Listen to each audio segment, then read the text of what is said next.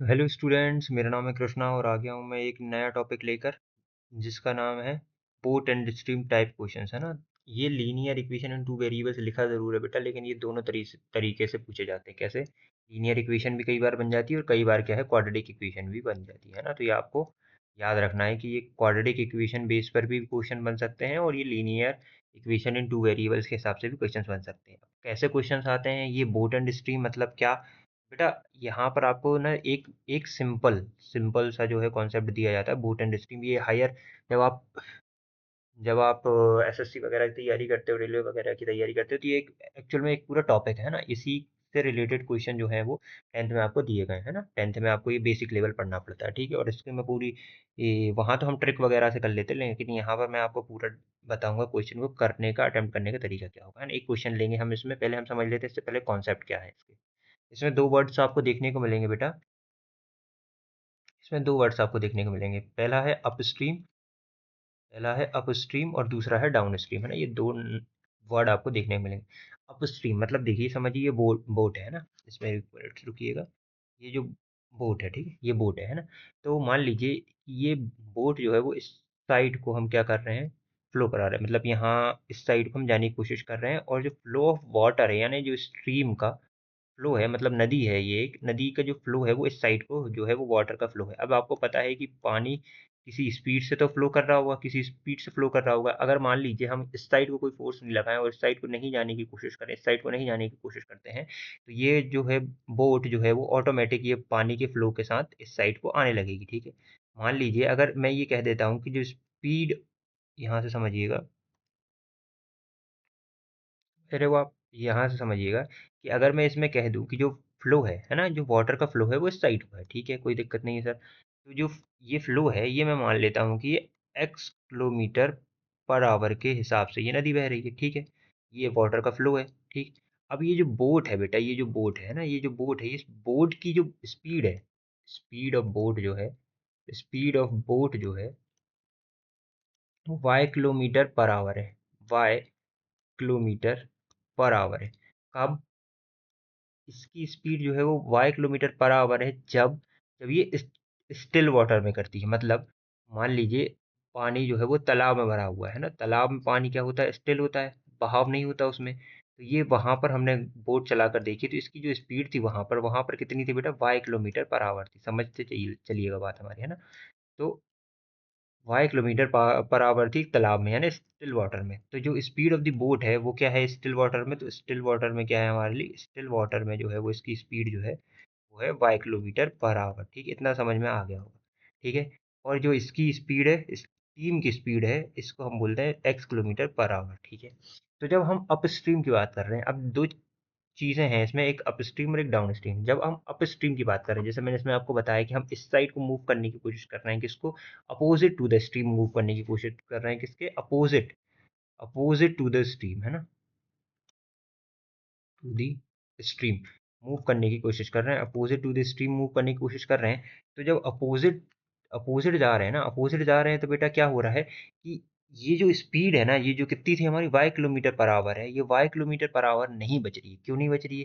क्योंकि अगर आप ये समझ रहे हो कि ये जितना यहाँ चलेगा, इस साइड को फोर्स लगा रहा है, इस साइड की ये वापस आ रहा है, मतलब फ्लो ऑफ वाटर के साथ जो है वो स्पीड बाहर वापस भी आ रही है, उतना ही फ्लो आगे बढ़ रहा है, और जितना फ्लो वाटर का है उतना जो है वो पीछे ढकेलते जा रहा है। तो कहने का मतलब ये है कि सर अगर मैं इसकी स्पीड बताऊं कि ये अपस्ट्रीम में इसकी स्पीड कितनी होगी, तो आप बोलोगे सर एक काम करो, जो बोट की स्पीड होगी ना वाई किलोमीटर पर आवर को एक्स किलोमीटर पर आवर से माइनस कर दो, तो ये जो किलोमीटर पर आवर आएगा ये जो हो जाएगी वो हो जाएगी इसकी स्पीड, जब वो किधर जा रही, अप स्ट्रीम जा रही है। अप स्ट्रीम जा रही है मतलब अपोजिट टू द स्ट्रीम जा रही है। किसकी जा रही है बेटा, opposite to the stream. Opposite लिख दिया है मैंने एक बार, अपोजिट टू द स्ट्रीम जा रही है। कैसी जा रही है, अपोजिट टू द स्ट्रीम जा रही है, ठीक है। तो अपोजिट टू द स्ट्रीम का मतलब अप स्ट्रीम, है ना, अप स्ट्रीम जा रही है, ऊपर की साइड जा रही है। अप से याद रखना ऊपर, और डाउन की साइड मान लो नीचे साइड, है ना। तो ढलान से याद रखना अप स्ट्रीम मतलब आपको ज़्यादा ताकत लगानी पड़ेगी। वैसे यहाँ पर क्या हो जाएगी, जो स्पीड हो जाएगी ना अप स्ट्रीम में वो कम हो जाएगी। क्यों हो जाएगी? क्योंकि फ्लो ऑफ वाटर जो है वो अपोजिट डायरेक्शन में फ्लो हो रहा है वाटर, जिस वजह से स्पीड कम हो जाती है, ठीक है। दूसरा वर्ड है डाउन स्ट्रीम। अब आपको अप स्ट्रीम से और डाउन स्ट्रीम से ये चीज़ें समझ में आ जाएंगी कि कैसे क्वेश्चन होता है। अब बोल रहा है डाउन स्ट्रीम, ठीक है। अब जब डाउन स्ट्रीम की बात आ रही है तो मैं इसको एरेज करता हूँ। तो जब हम डाउन स्ट्रीम की बात कर रहे हैं तो हमें पता है कि इसकी जो स्पीड है वो है y kilometre per our still water में, है ना? स्पीड जो है वो y किलोमीटर पर आवर है। इसको घटा लेते हैं, समझना आप। इसकी जो है इसकी स्पीड है स्टिल वाटर में y किलोमीटर पर आवर। लेकिन अब ये किस साइड को मूव कर रहा है बेटा? ये इस साइड को मूव कर रही है ना? और इसी साइड को वो फ्लो ऑफ वाटर भी है, वाटर भी इसी साइड को फ्लो कर रहा है। तो अब क्या होगा जनरली, ये जो है वो स्पीड जो है बढ़ जाएगी। क्यों बढ़ जाएगी? क्योंकि फ्लो ऑफ वाटर भी इस साइड है। तो इसकी कितनी थी पहले? x किलोमीटर पर आवर थी इसकी, x किलोमीटर पर आवर थी इसकी। तो अब क्या हो जाएगा डाउन स्ट्रीम में? डाउन स्ट्रीम में जो हो जाएगी इसकी, इन दोनों की टोटल स्पीड हो जाएगी मिलकर, कंबाइन हो जाएगी किलोमीटर पर आवर, है ना? अब आपको समझ में आ गया कि दो चीज़ों में, है ना? मतलब यहाँ पर अगर हम अपस्ट्रीम जाते हैं, अपोजिट टू द स्ट्रीम जाते हैं, तो हमें टाइम क्या लगेगा बेटा? ज़्यादा लगता है। टाइम क्या लगता है? टाइम जो है वो ज़्यादा लगेगा, है ना? टाइम जो है वो ज़्यादा लगेगा एज़ कम्पेयर टू किसके? टाइम के, डाउन स्ट्रीम के टाइम टाइम के। ठीक है, समझ में आ रही बात? आ रही होगी अच्छे से कि डाउन स्ट्रीम में टाइम ज़्यादा लगता है। क्यों? क्योंकि हमें पता है कि इसका जो बेसिक फॉर्मूला है वो क्या होता है? Speed equals to distance upon time होता है। क्या होता है? डिस्टेंस अपॉन टाइम होता है। ठीक।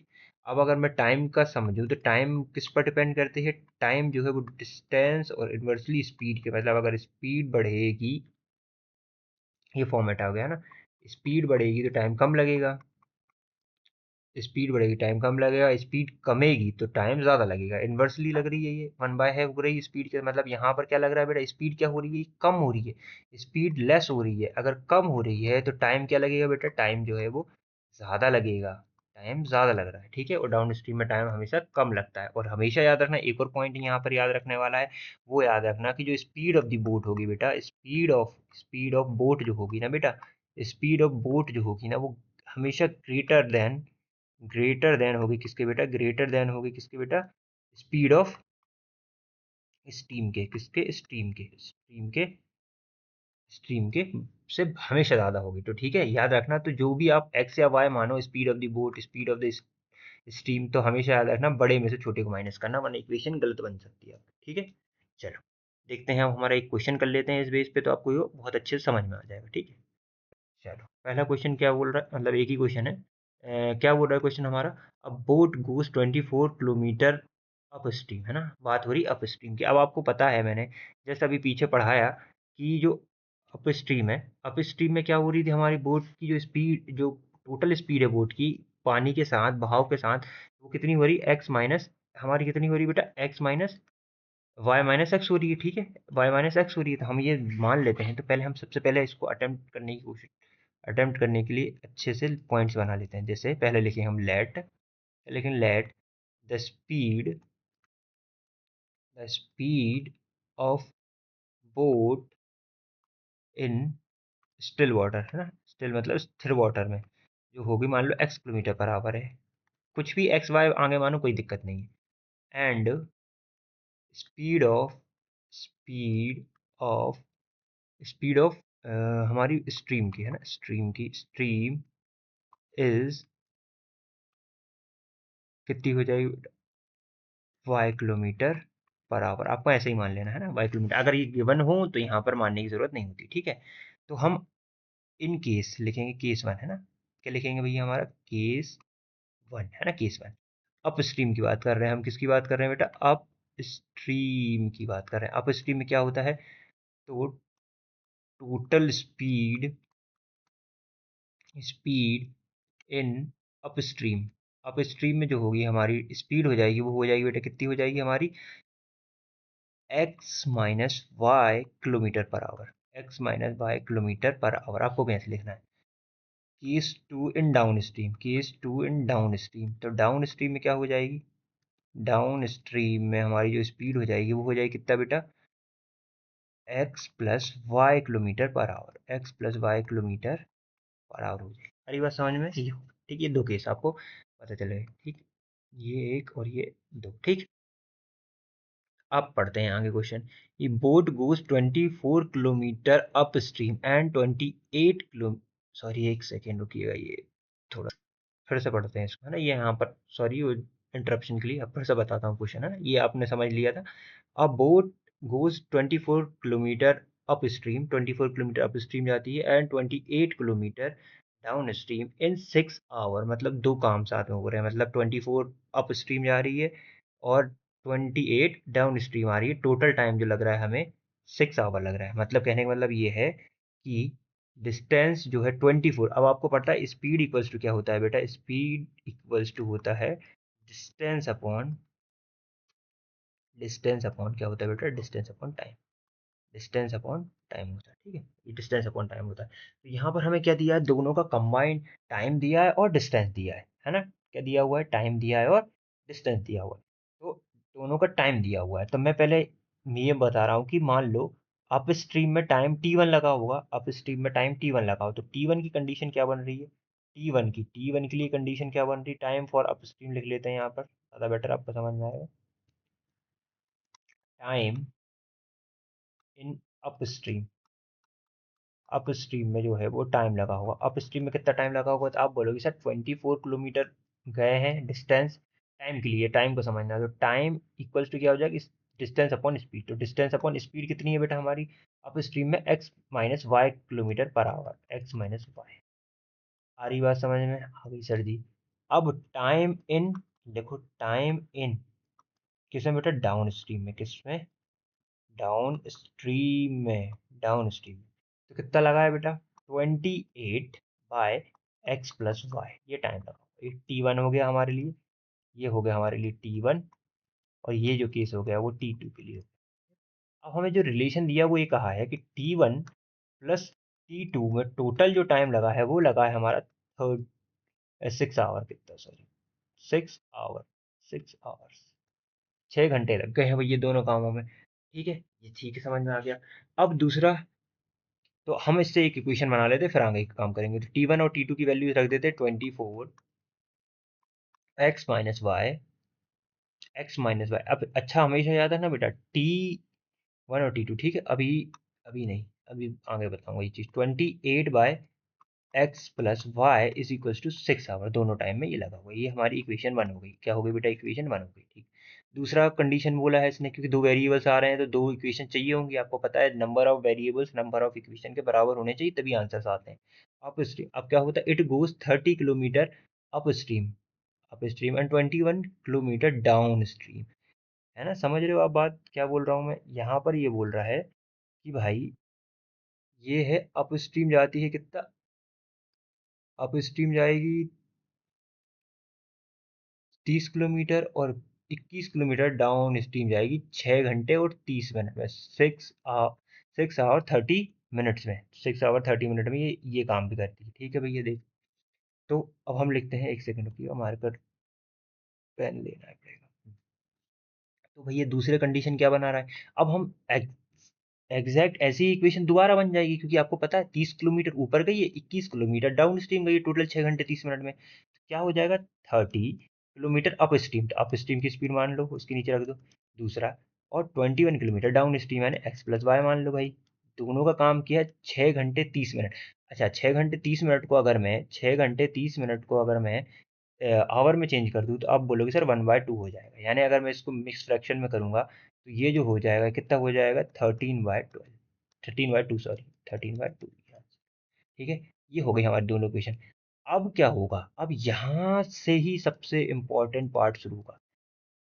जब भी आपके पास बेटा, हमेशा देखना इस चैप्टर में, अगर आपको इस टाइप का क्वेश्चन मिले तो आपको एक चीज़ ध्यान रखनी, क्या ध्यान रखनी है भैया, आपको एक चीज़ ध्यान रखनी कि जब ये एक्स एक्स माइनस वाई और x+y ये सेम यहाँ पर दिए हो, ये सेम यहाँ पर दिए हो, अगर आप इनको एलसीएम लेकर सॉल्व करोगे तो काफ़ी लंबा फंस जाओगे। तो आपको यहाँ पर क्या करना है, आपको कुछ नहीं करना, late 1/x-y and and 1/x+y को जो है, इसको n मान लो, और 1/x को m मान लो। क्या मान लो, इसको 1/x, एक सेकंड रुकिएगा, इसको जो है 1/x को हम क्या मान लेंगे, 1/x को हम m मान लेंगे, और जो 1/x+y है इसको n मान लेंगे। इससे क्या होगा, इससे क्या होगा सर जी बताओ।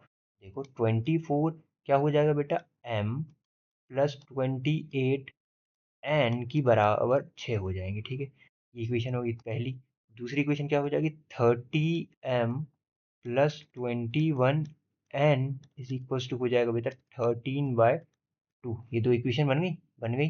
हाँ सर जी बन गई, ये बहुत अच्छा हुआ। अब ये आपको समझना है कि अब इनको सॉल्व करना जो हो जाएगा वो हमारे लिए बहुत इजी हो जाएगा, समझ रहे हो बात। तो आप क्या करोगे, अब बेटा आपको पता है इसका कुछ नहीं करना, अब बढ़िया से सब्स्टिट्यूशन मेथड लगा दो, एलिमिनेशन मेथड लगा दो, दोनों में से कोई भी मेथड लगाकर आप इसको सॉल्व कर सकते हो, है ना। तो मेन हमारा जो मोटो था कि ये इक्वेशन बनाना, समझ रहे हो आप, ये दो इक्वेशन बनाना, इसके बाद तो आप कोई भी बच्चा इसको सॉल्व कर सकता है, ठीक है। तो चलो इसको सॉल्व करते हैं। तो अब हम इसे सॉल्व कर लेते हैं। देखो भैया, पहली इक्वेशन ये है, दूसरी इक्वेशन ये है। अब आप किसको सेम करना चाहोगे भैया, ये इंपॉर्टेंट है। अब आप इन दोनों में से किसी एक को सेम कर लो, क्योंकि हम कौन से मेथड लगाने वाले हैं भैया, हम लगाने वाले हैं कौन सी, एलिमिनेशन मेथड, है ना। एलिमिनेट करेंगे, तो एलिमिनेट करने के लिए क्या करेंगे, हम किसी एक वेरिएबल के जो कोफिशिएंट है उसे बराबर कर लेंगे। तो हम यहाँ जानते हैं 28 और 21, इसमें क्या निकाल लेते हैं भैया, हम एलसीएम निकाल लेते हैं। तो 28 और 21 का एलसीएम आएगा 84। कितना आएगा 84। तो अब आप मुझे बताओ 84 बनाने के लिए इसमें कितने का मल्टीप्लाई कर दें हम। तो आप बोलोगे सर 3 का कर दो, 3 का मल्टीप्लाई कर देते हैं बेटा। तो ये हो जाएगा 72m plus 84n equals to हो जाएगा बेटा 18, है ना। ये इक्वेशन हो गई, ठीक है। अब इसमें कितने का मल्टीप्लाई कर दें, यहाँ 21 को कितने टाइम्स मल्टीप्लाई करें तो 84 आ जाए। तो आप बोलोगे सीधे सर 4 टाइम्स करना है, कुछ नहीं करना ज़्यादा। ये हो जाएगा बेटा 120, जब 4 टाइम करेंगे m plus 84n is equals to हो जाएगा बेटा 13 से आप 4 से मल्टीप्लाई करोगे तो कितना हो जाएगा, 2 तो वहाँ कट जाएगा तो बचेगा 26। ओके, समझ में आ गया होगा सर। ये हो गया सर जी, समझ में आ गया हमें। अच्छा, आपको पता है जब हम एलिमिनेशन लगाते हैं तो साइन उल्टे होने चाहिए, तब वो एलिमिनेट होते हैं। तो जब हम एक का साइन चेंज करना चाहते हैं ना, तो सारे साइन चेंज हो जाएंगे। तो ये माइनस हो जाएगा, तो ये प्लस माइनस जो हो जाएगा हमारा कैंसिल हो जाएगा। अब यहाँ बचेगा, तो ये माइनस का आने वाला है, कितना आ जाएगा माइनस का। अगर आप यहाँ पर लगाओगे तो माइनस का हो जाएगा 72, 30 और 50 हो जाता, लेकिन ये कितना हो जाएगा 48m, है ना। कितना हो जाएगा 48m। ओके, अब प्लस प्लस आने से कैंसिल होगा, equals two plus minus minus, तो माइनस कितना आने वाला है बेटा, माइनस करोगे 28 माइनस करोगे तो कितना, 26 में से 8 माइनस करोगे तो हो जाएगा हमारा 8, है ना, वो भी माइनस का। तो जब आपने देखा m इक्वल्स टू कितना हो जाएगा, तो m इक्वल्स टू हो जाएगा बेटा 8/48। जब आप काटोगे तो 1/6 आ जाएगा, ठीक है, 1/6। ओके, m की वैल्यू आ गई 1/6। m की वैल्यू कितनी आ गई बेटा, m की वैल्यू आ गई 1/6। अच्छा, m की आ गई तो आप n की निकाल सकते हो। हाँ सर बिल्कुल, इसमें पुट कर देते हैं हम, पुटिंग। मैं यहीं पर इसलिए करवा रहा हूँ बेटा क्योंकि मेरे पास स्लाइड यहीं पर ज़्यादा समझ में आ जाएगा, आपको सब कुछ सामने। Find putting value of m, है ना, m की वैल्यू पुट कर रहे हैं किसमें बेटा, इसमें पुट कर रहे हैं। तो 30, तो ये हो जाएगा 5m। अच्छा, एक बार पुट करके ही बता दूं वरना आपको समझ नहीं आएगा। क्या हो जाएगा बेटा 30 मल्टीप्लाई बाय 1/6 प्लस, है ना, 1/6 प्लस 21 n इक्वल्स टू 13/5। तो क्या हो जाएगा 5 plus 21 n is equals to 13/2। जब आप इसको वहां भेजोगे तो क्या हो जाएगा 21 n इज इक्वल्स टू हो जाएगा 13/2 माइनस 5। दैट इज, अगर आप सॉल्व करोगे यहाँ पे कितना हो जाएगा 1030, यहाँ से इसमें मल्टीप्लाई करो 10 हो जाएगा, माइनस करोगे तो कितना बचेगा 3/2 इज इक्वल्स टू हो जाएगा, है ना। तो क्या हो जाएगा, यहाँ डिवाइड में जाएगा तो n इक्वल्स टू हो जाएगा 3/2 मल्टीप्लाई बाय 21, ये डिवाइड में हो जाएगा तो यहाँ से कटोगे 7। कितना आ गया n की वैल्यू 14, 1/14। n की वैल्यू कितनी आ गई बेटा 1/14 वैल्यू आ गई, ठीक है। आ रही बात समझ में, अब यहाँ तक आपको सब कुछ समझ में आ गया होगा, ठीक है। देख लेता हूँ और पीछे मेरे पास एक स्लाइड और हो तो, हाँ है, ठीक है। तो हमारी m की जो वैल्यू आ गई, m की जो वैल्यू आ गई वो कितनी आ गई बेटा, m की जो हमारी वैल्यू आई थी उधर उधर आई थी 1/6, और n की जो वैल्यू आई है वो आई है 1/14, है ना, 1/14। अच्छा, ये m और n क्या थे, अगर मैं आपसे पीछे पूछूं कि m और n क्या माने थे, हमने m और n माने थे 1/x, m था हमारे लिए जो कि है, m जो था हमारे लिए वो 1/x माइनस वाई था, और n जो था हमारे लिए 1x प्लस वाई था या नहीं था, हाँ सर था। तो अगर मैं इनकी वैल्यूज पूछूं कि ये x माइनस वाई की वैल्यू क्या हो जाए, तो आप बोलोगे सर x माइनस वाई की वैल्यू उल्टा करोगे तो ये भी उल्टा हो जाएगा, कितना हो जाएगा 6। और x प्लस वाई की वैल्यू कितनी हो जाएगी बेटा, तो 14। आ गई बात समझ में। अब हमें एक्स वाई की वैल्यू निकालनी हो तो डायरेक्ट एलिमिनेट हो रहे हैं, प्लस माइनस कुछ करने की जरूरत नहीं है। 2x इक्वल्स टू कितना हो जाएगा बेटा हमारा 20, और x इक्वल्स टू हो जाएगा बेटा हमारा 10। x अगर 10 है तो मुझे y की वैल्यू बताओ, यहीं पे वैल्यू पुट कर देते हैं। अगर x 10 है तो x 10 है तो 10 माइनस वाई इक्वल्स टू हो जाएगा 6, और y इक्वल्स टू हो जाएगा कितना बेटा, माइनस वाई इक्वल्स टू कितना हो जाएगा, -4, और y इक्वल्स टू हो जाएगा बेटा 4, y इक्वल्स टू 4। अच्छा, अब ये x और y क्या थे पीछे बता दो मुझे। सर एक्स और वाई कुछ नहीं थी, एक्स की स्पीड जो थी स्टिल वाटर में थी, और वाई की जो स्पीड थी वो स्ट्रीम की स्पीड थी। तो क्या देखें हम, जो मैंने आपको बताया था कि स्पीड ऑफ द बोट, ये स्पीड ऑफ द बोट है, क्या है बेटा ये स्पीड ऑफ द बोट है, ये क्या है, स्पीड ऑफ द बोट है। और ये जो है बेटा वो क्या है बताओ, ये स्पीड ऑफ स्ट्रीम है। मैंने आपको एक कॉन्सेप्ट बताया था कि हमेशा याद रखना, स्ट्रीम की स्पीड जो होगी वो कम होगी, है ना। तो एक्स बड़ा होगा वाई से, क्योंकि ये स्पीड ऑफ द बोट है, ये बोट के लिए यूज़ किया है हमने, और ये जो है ये हमने स्ट्रीम के लिए यूज़ किया है, ठीक है। तो आई होप ये क्वेश्चन आपको बहुत अच्छे से समझ में आ गया होगा बेटा। काफ़ी इंपॉर्टेंट क्वेश्चन है ये, दोनों तरीके से पूछा जा सकता है आपसे। हो सकता है कई बार आपको स्पीड ऑफ द बोट दे दी जाए, तो बेटा हमेशा याद रखना कंडीशन यही बनेगी, अगर आपको स्पीड ऑफ द बोट दे दी जाए तो आप जहाँ एक्स है ना वहाँ पर speed of the boat put कर देंगे, समझ रहे हो। फिर एक इक्वेशन बनेगी और एक ही वेरिएबल निकलेगा जिसमें क्वाड्रेटिक इक्वेशन बन जाएगी, तो ये क्वाड्रेटिक बेस पर भी क्वेश्चन बन सकता है, ठीक है। ये एक इंपॉर्टेंट क्वेश्चन है, ये आप अच्छे से करके जाएं एग्जाम में, स्टैंडर्ड वाले तो खास कर करके जाएं, है ना, ठीक है। चलिए मिलते हैं हमारे नेक्स्ट वीडियो पे। Okay, thank you so much.